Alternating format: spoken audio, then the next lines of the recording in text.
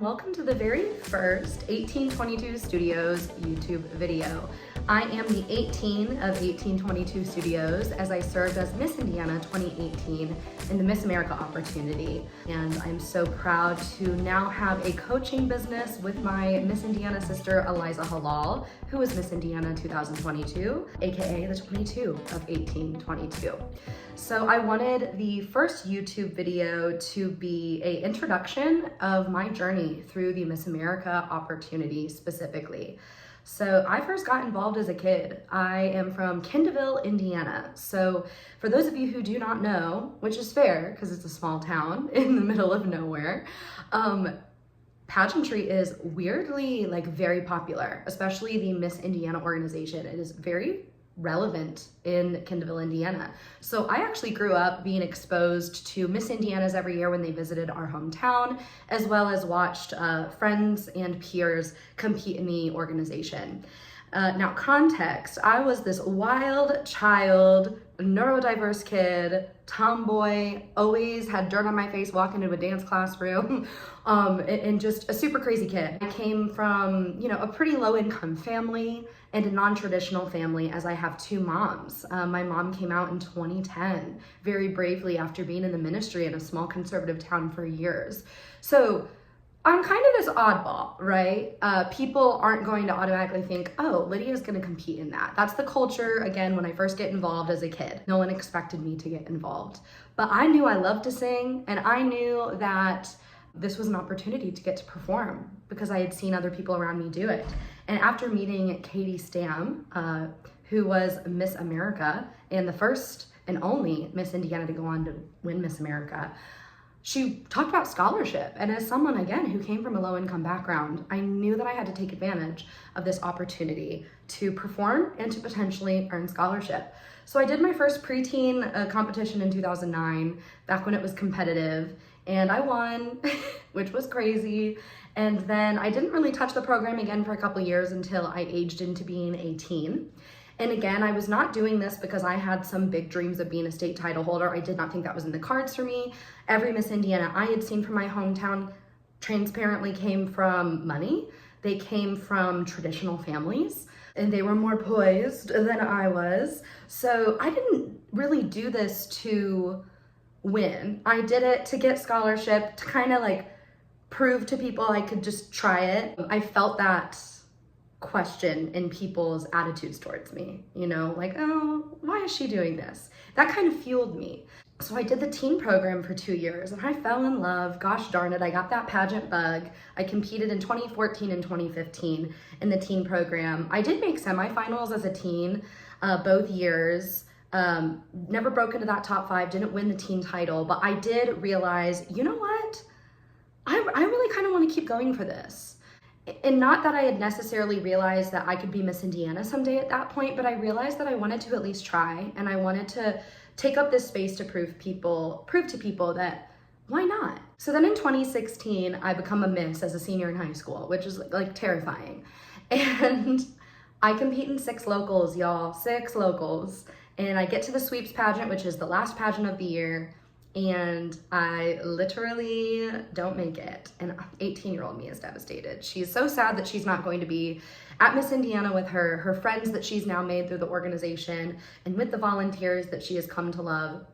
So I take a year off because, I didn't make it. So I go and watch the competition and support my sisters, and I realize when watching the competition, oh, I actually have a lot of areas I can grow in. I was kind of the girl that would always win talent, but had an awful interview and didn't really know how to model because I wasn't super comfortable with myself. And I hadn't learned how to drag up. I call it dragging up because, again, I'm naturally very tomboy, very masculine, but obviously I've learned how to get into drag because pageantry is drag for me, or if you don't like that terminology, it's just a great way to express your highest femininity. So I really fell in love with challenging myself after 2016 and not making it to get better and to use this as a growing tool. So I really went into the next local season with a different mindset, not a great one, but a better one. I realized I needed to try harder and to improve. So I did 6 more locals. So we're now at 12 locals, and I do finally win the title of Miss Southern Heartland. 2017, which was a great first Miss title. I had awesome directors. And my sister actually ended up winning Miss Purdue a couple months later. So I got to compete with my blood sister at Miss Indiana, which was a really exciting journey. And I went into that year realizing I was trying, like once I got to the state level, have you ever like gotten to a pageant or gotten to a competition and realized, oh my gosh, my prep was completely surrounded by trying to be other people. So I had worked hard, which is great, but I was working hard to try to be like all of the Miss Indianas before me. And one of my best friends ended up winning Miss Indiana that year, Haley Jordan Begay. She won Miss Indiana 2017. And what really inspired me is she was 19 years old. She was herself. And I was like, oh my gosh, Haley did this as Haley. And that was a huge moment that unlocked for me, okay, what if I start doing this as Lydia? Yes, I'm putting in more work, but what if I start being proud that I have two moms? What if I start being proud that, this is back in the swimsuit era, what if I start being proud that I wear a one-piece for a swimsuit instead of a two-piece? What if I'm proud about having a low-income background? What if I, instead of hiding these things in shame, what if I start saying, hey, this is actually why I should be Miss Indiana? So that was when I turned my weaknesses into my strengths and said, actually, this is what would make me a unique Miss Indiana. And to prove all of those people who told me I couldn't do it or I shouldn't do it or why are you here, I wanted to prove them wrong, and I wanted to prove my inner saboteur wrong. That voice on my shoulder that said, what, not you? Again, I kept having this glimmer in me, why not me? And especially, why not me as myself? Now, I was 20 years old going into the 2018 season. So now we're in the 2018 season. I didn't make finals at 2017 Miss Indiana. I just watched my best friend win. I'm having all of these realizations. And I decide to go into the next season, and slowly but surely through 4 more local competitions, I unlock this idea that I don't need to be like all of the women around me. That the way that they are is great for them.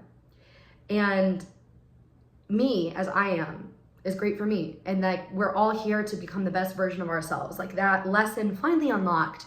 So I went and won Miss Fort Wayne 2018, and I'm so thankful that that was my path, because my director that year, she's like, what's your goal? And me, 20 years old, just realizing all these things, I was like, I want to be Miss Indiana someday. But you know, since I've never made finals before, I guess I just want to make finals. And she said something that literally altered my brain chemistry. She was like, but why not go for it, right? Because everyone in the top 10 is usually ready to be Miss Indiana the next day. So I really think that you could be a great Miss Indiana. You have the talent, you have the passion, you have the advocacy. So she really encouraged me to take a chance on myself and to go for it. And because I had realized that I was going to do this as me, that I wasn't going to compromise what the authentic version of Lydia at 20 years old was, which of course has evolved over time. That really changed the next 8 months. So I went from the girl who got 4th runner-up at a local and then won Miss Fort Wayne a couple weeks later to 8 months later winning Miss Indiana. I think it was actually 10 months. 10 months later winning Miss Indiana after never even being in the finals before as a Miss, and getting top 15 at Miss America a couple months later in Atlantic City. Throwback to the Atlantic City days, never forget. And I won talent at Miss America. And what's really special about that is I sang That's Life at Miss America.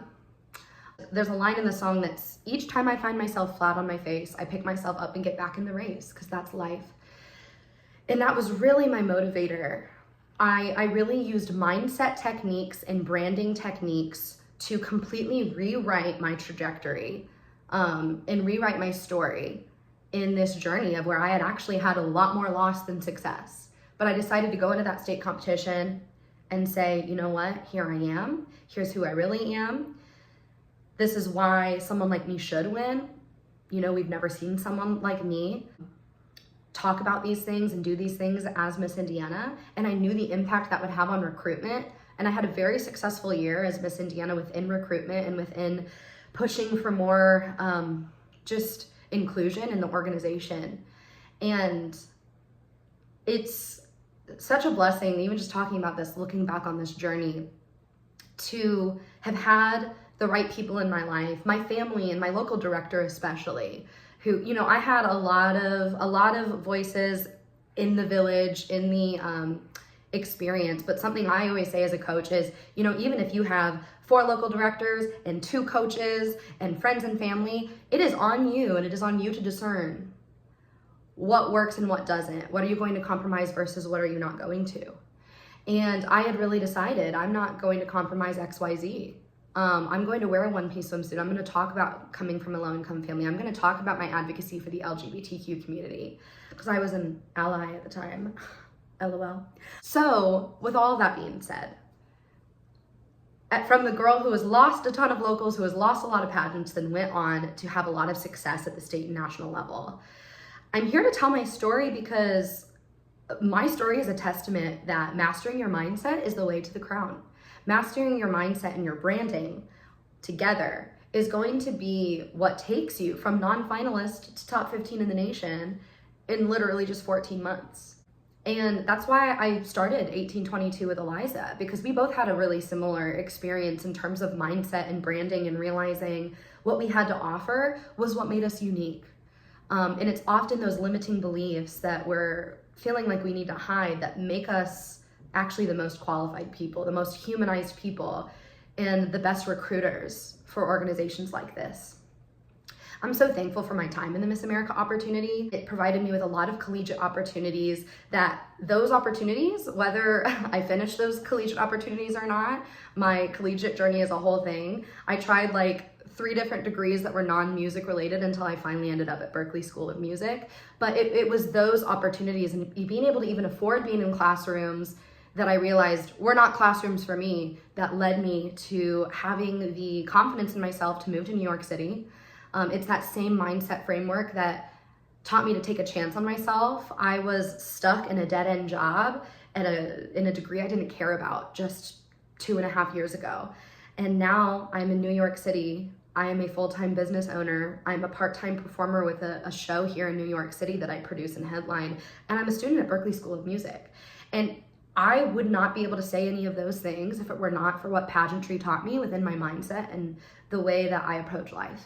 So these lessons transcend pageantry. And I always say that really pageantry is here to make us realize these things so that we can actually give those lessons to the rest of the areas in our life, whether that's career or interpersonal relationships. It teaches you a mental fortitude that really translates into everything else that you're going to do in life. So I love a pageant. I love my drag. And if you are interested in working with me or Eliza, or our monthly mock interview series where we also have James Velez, who is a wonderful addition to our team, please go ahead and check us out at 1822 Studios on Instagram. I'm also going to have in our bio here, down below, not bio, but what is the YouTube term? It's gonna be like in the caption. I'm gonna put a link down below for if you wanna coach with us, because we'd love to help you master your mindset and define your branding and turn your limiting beliefs into your strengths.